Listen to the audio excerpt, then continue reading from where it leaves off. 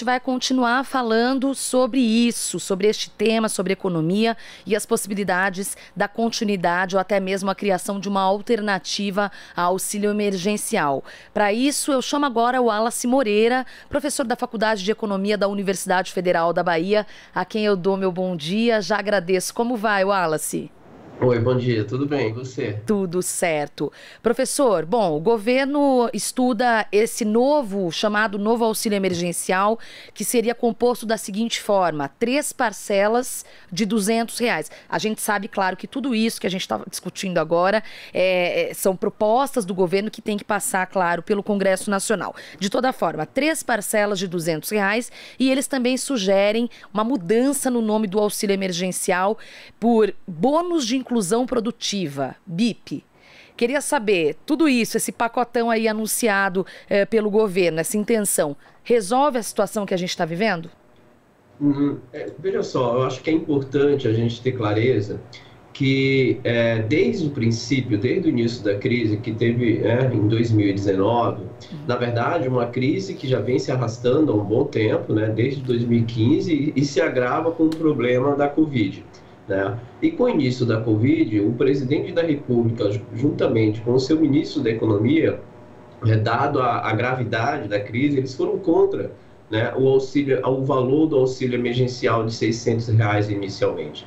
Naquele momento, os responsáveis pela existência do auxílio emergencial no valor de R$ 600 para salvar vidas foi o Congresso. Foi o Congresso que impôs ao governo, uma derrota ao governo, o valor do auxílio de R$ 600. Com o fim desse auxílio, desde o início, o governo ignorou a gravidade da crise, principalmente com o discurso do ministro da Economia de que a economia brasileira teria uma recuperação em V. Eu dei uma entrevista aqui, inclusive, com vocês, falando da gravidade de quanto era ilusória a ideia de que a economia brasileira se recuperaria em V. Eu falei isso aqui com vocês. E, de fato, a conjuntura tem mostrado que a economia brasileira dificilmente se recupera de forma vigorosa, e isso tem como reflexo a gravidade no mercado de trabalho. Se a gente somar a taxa de desocupação com a taxa de desalento, nós temos quase 20% de desemprego pelos últimos indicadores do IBGE, da PNAD contínua. Então, essa gravidade do mercado de trabalho exige uma política emergencial ampla para salvar vidas. E desde esse princípio, o governo, mais uma vez, ele se colocou contra. Então, a gravidade, ela se acentua.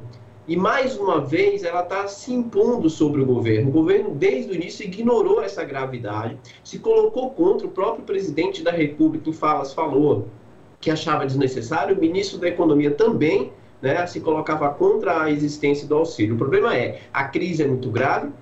Possivelmente teremos um primeiro trimestre de 2021 com taxa negativa de crescimento, ou seja, não vamos recuperar como o ministro tinha anunciado. Estamos numa segunda onda da Covid, com um processo lento de vacinação, muito lento, e que exige a política social. Então, qual é a proposta do governo? É o bônus de inclusão produtiva, que é um projeto do governo Bolsonaro de uma continuidade do auxílio, que tem como proposta essa assistência social. Só que, como você mesmo falou, é de R$ 200 e reduz muito a abrangência. Se a gente considerar o auxílio emergencial, ele teve uma abrangência de R$ 600 e alcançou 64 milhões de pessoas.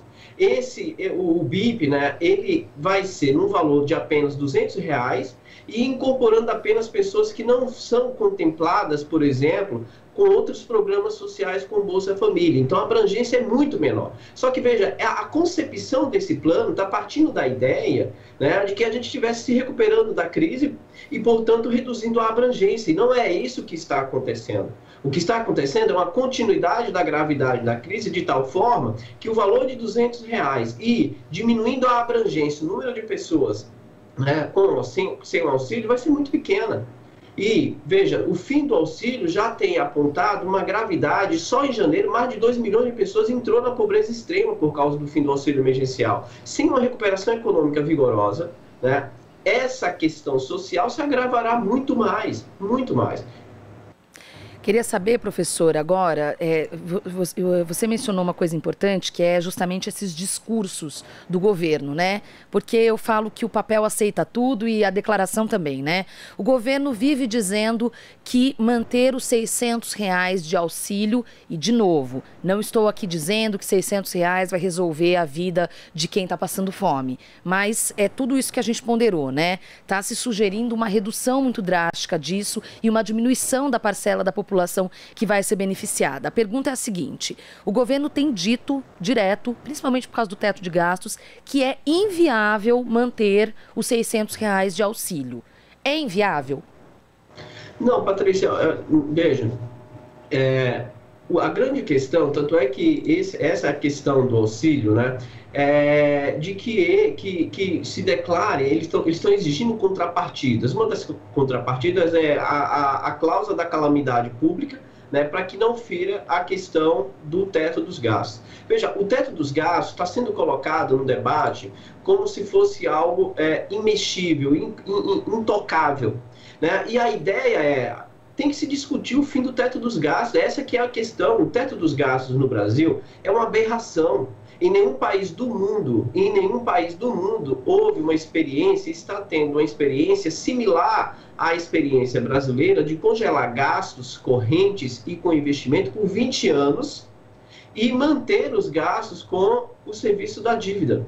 Em nenhum país do mundo houve essa experiência de congelar gastos por 20 anos. Outros países têm uma experiência de política fiscal, de um ajuste fiscal, mas de curto prazo, de 5 anos e com a revisão anual, né? No caso brasileiro, são 20 anos, com a possibilidade de revisão em 10 anos, sem considerar, veja, que nessa proposta do teto dos gastos, não foi considerada, por exemplo, né, um momento como este.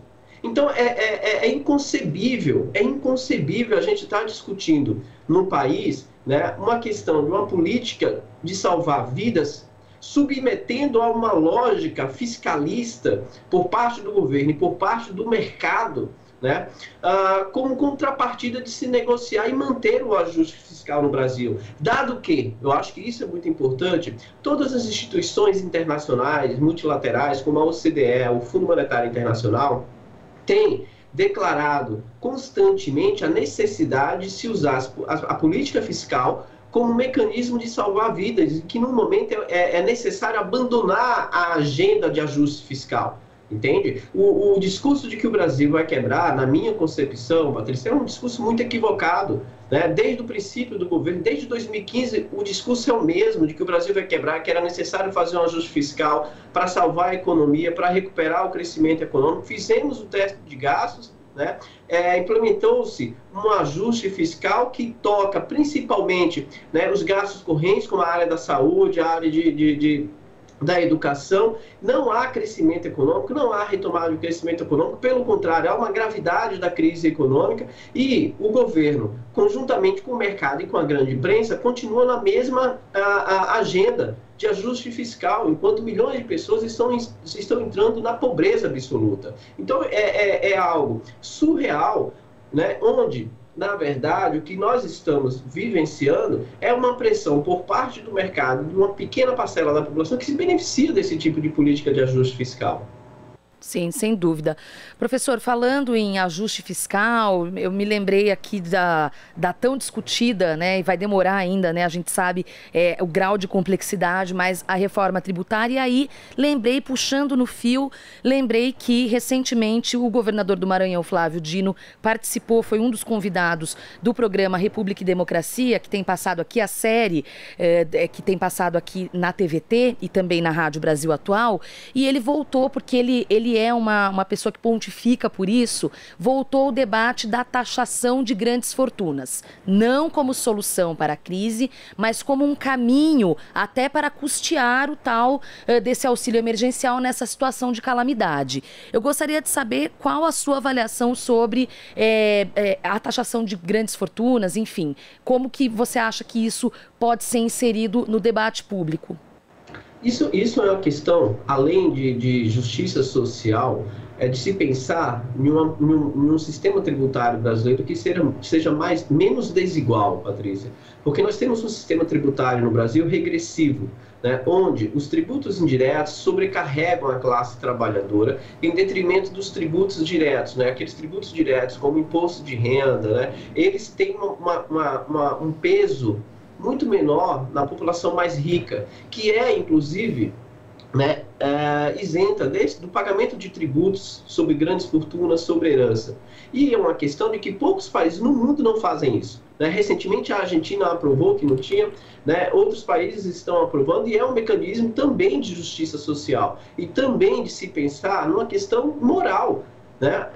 Não só, quando eu falo moral, é no sentido de nós termos um sistema tributário brasileiro, né, em que o trabalhador ele não seja onerado da mesma forma que uma pessoa rica, entende? Então, assim, é extremamente importante, necessário, que nós tenhamos essa tributação. Agora, termos clareza que uma reforma tributária é um processo de embate político, de interesses de classes que se materializam no Congresso, né? Então, lá no Congresso, nós temos, de acordo com a Folha de São Paulo, quase 50% dos deputados ricos. Né? Então, em que medida esses deputados terão interesses em aprovar uma reforma tributária, né, Maria, em que eles terão que pagar mais? Né? Então, assim, é uma questão de justiça. Ao contrário, aí tem uma questão que é interessante, que inclusive um dos presidenciáveis no Brasil, o senhor Luciano Huck, deu entrevista no UOL recentemente, dizendo que ele teria medo de um imposto sobre grandes fortunas, tributação sobre patrimônio, porque o capital poderia fugir, o investidor. Não há experiência no mundo nenhum, em país do mundo nenhum, em que a existência dos tributos sobre grandes patrimônios, sobre herança, tenha promovido uma fuga de capital ou uma fuga de investidores. Não há, empiricamente, estou falando do ponto de vista empírico, sim, não há comprovação empírica nenhuma. Isso é ideológico, estritamente ideológico, de uma classe dominante que é contrária a um sistema tributário mais justo. Muito bom, professor, isso que você mencionou, porque, enfim, eu sou leiga, né? A gente, claro, fica tentando se informar dentro do possível e realmente o Luciano Huck fez essa declaração e aí gerou dúvida até em mim, né? Dizendo, nossa, será que vai haver fuga de capitais e tudo mais? Mas tem um dimensionamento também que é muito de uma parcela que não é da elite, né? Da classe média. Sempre que se fala em taxação de grandes fortunas, o cara que tem o carro zero acha que é dele. Né? E não é sobre ele que a gente está falando, que eu acho que isso também deturpa um pouco, né, a formação narrativa. As pessoas têm clareza do que quando a gente fala o que é rico, né? Isso. O assalariado, a questão da tributação sobre patrimônio, sobre grandes fortunas, não está associado a um trabalhador assalariado. Né? É esse limite que tem que ser estabelecido, muito bem estabelecido. A classe média ela já é extremamente onerada pela carga tributária. Veja, a alíquota máxima do imposto de renda no Brasil, né, é de 27,5%. Então, em outros países chega a 32%, chega a 38%. Então, é surreal você ter um trabalhador que ganha 7 mil reais e pagar a mesma alíquota de imposto de renda que um cidadão que ganha 100, 200 mil, 27,5%. E não tem outros mecanismos de compensação em relação à tributação sobre essas pessoas que ganham milhões e milhões. Tem uma problemática, Maria, que eu acho que é a questão de se posicionar enquanto classe, sabe? De se identificar enquanto classe. E aí ter clareza de que quem ganha, quem é assalariado é trabalhador, é classe média. E, portanto, não se pode pensar que é rico, milionário. Ao contrário do que muitas vezes acontece, né? É quando uma classe média, ela se pensa como elite. E ela não é uma elite, é uma classe média. E, portanto, ela tem que se colocar na posição de classe média e cobrar também, como trabalhador, que haja no Brasil um sistema tributário mais justo, em que ela não seja onerada como milionário, como rico, como Lehman, por exemplo, como Luciano Huck, por exemplo. Sim. Entende? Sim, exato. Nossa, professor, isso está sendo muito importante porque é algo que me incomoda muito sempre que eu sento para discutir com alguém sobre isso, enfim. Para a gente terminar, eu queria ainda falar sobre esses anúncios do governo. Eles também disseram sobre as pessoas que quiserem se incluir nesse bônus de inclusão produtiva, que foi o início da nossa entrevista, né? Vamos retomar um pouco. A pessoa teria que aceitar fazer um curso de qualificação profissional. Além disso, o programa seria associado ao Carteira Verde e Amarela. Carteira Verde e Amarela, que é um dos programas aí que Paulo Guedes quer implementar nessa grande reforma econômica que ele está tentando passar a fórceps no Congresso. E aí eu fiquei um pouco confusa. Como que vai equacionar essa base de dados e esses benefícios? Não são coisas muito distintas que eles estão querendo colocar tudo num mesmo liquidificador? O que existe, na verdade, Maria, é assim, a proposta do Paulo Guedes, ele está impondo condicionalidades, né? Veja que no domingo saiu uma entrevista do senhor Mansueto Almeida, ex-secretário da Fazenda, que foi um dos responsáveis pelo teto dos gastos, e que hoje saiu do governo e é um dos donos, sócios do BTG Pactual e economista-chefe. Veja que o cidadão saiu do setor público, fez uma política fiscal, de ajuste fiscal que beneficia o sistema financeiro e foi para o sistema financeiro depois. Tá? E ele deu uma entrevista, né, veja como que as coisas são convergentes, dando suporte a essa proposta de auxílio, né, como contrapartida, como condicionalidades, que tenha uma abrangência menor, valor menor, mas que esteja associado a reformas. Então, o Paulo Guedes, o que ele quer fazer com a Carteira Verde e Amarela é aprofundar a reforma trabalhista, ou seja, tirar o restante dos direitos do trabalhador, que ficou, né, muito pouco depois da reforma trabalhista do senhor Michel Temer. Né? Então, a proposta do Guedes nós fazemos o auxílio, mas tem que estar associada à ideia da Carteira Verde e Amarela, em que o trabalhador, né, vai se colocar numa condição de maior vulnerabilidade, mais do que já está no mercado de trabalho, né?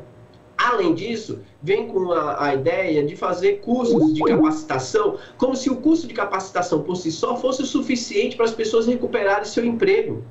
Né? O que nós precisamos na economia brasileira não é menos direitos trabalhistas, não é apenas o curso de capacitação, a gente precisa de recuperação de crescimento econômico.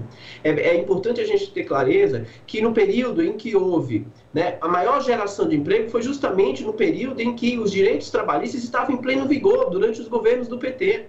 Isso é fato, isso é empírico, isso não é ideologia ou é o que eu acho, é a história que mostra isso. Nós tiramos os direitos trabalhistas desde 2017 com o senhor Michel Temer, né, e até então nós não recuperamos o mercado de trabalho, não recuperamos o emprego, porque o que se gera emprego é crescimento econômico. E aí tem uma outra variável, né, que obviamente não dá tempo para a gente discutir, mas é importante tocar nesse ponto, é que a política de auxílio emergencial, assim como o Bolsa Família, são políticas sociais focalizadas. Ela tem um limite de abrangência muito menor. E aí o que o Paulo Guedes quer fazer com o mercado é de dar a política social focalizada para a sociedade e tira direitos sociais universais, garantido constitucionalmente que tem uma abrangência muito maior, como os direitos trabalhistas, como o investimento no SUS, entende? Então o que o mercado e o que o governo tem feito vamos destruir os direitos da classe trabalhadora com reformas, destruindo a Constituição de 88, e em troca nós damos programas sociais focalizados, né, que tem uma abrangência menor, muito menor na quantidade de pessoas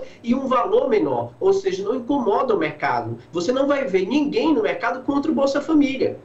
Porque é uma coisa simples, salva vidas, é importante, mas a abrangência, o volume de recursos é menor. Compare com uma política de direitos trabalhistas, compare com a política de investimento na saúde, compare com a política de investimento na educação, que a abrangência, né, ela é muito maior. Portanto, exige um volume do orçamento público maior para a sociedade. Então, o que nós temos, na verdade, nessas propostas, é uma briga, é uma disputa em que o mercado e o governo querem tirar a sociedade do orçamento público. É isso que é o fato. Pois como diz no interior, eu sou do interior de São Paulo, sabe, professor? E meu pai que costuma dizer, cobre um santo para descobrir outro, né? Não adianta muito, não dá para resolver. Bom, com isso quero agradecer muito a participação do professor Wallace Moreira, da Faculdade de Economia da Universidade Federal da Bahia, trazendo uma análise muito criteriosa aqui sobre esse momento que a gente está vivendo na economia e do debate do auxílio emergencial. Professor, muito obrigada e até uma próxima oportunidade. Tenha um bom dia. Eu que agradeço. Bom dia, Maria. E saúde para todo mundo e minha solidariedade a todos aqueles que estão desempregados. Valeu. Você está ouvindo Jornal Brasil Atual. As notícias que os outros não dão.